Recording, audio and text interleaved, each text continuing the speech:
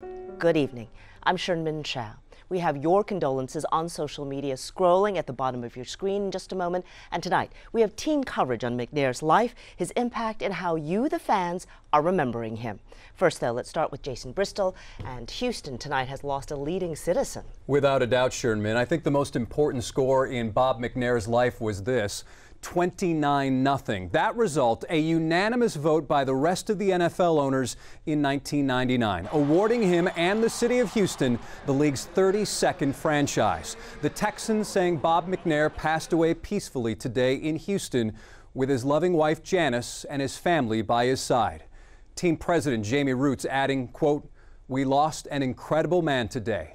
Reaction of Bob McNair's death coming from all parts of this country. From NFL Commissioner Roger Goodell, saying McNair leaving a lasting mark on his city and our league. He cared deeply about the league and was generous with his time and willingness to share his insights as an exceptional businessman.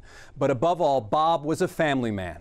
From President George H.W. Bush, a dear friend, Bob McNair wasn't just the brightest point of life in Houston. He was one of the kindest and most generous people anywhere. Nobody cared or helped people more. And from the mayor of Houston, Sylvester Turner, after the Houston Oilers left Houston for Tennessee, Bob and his family brought NFL football back to Houston, where it certainly belongs. He was a bold and visionary Houstonian who will long be remembered here.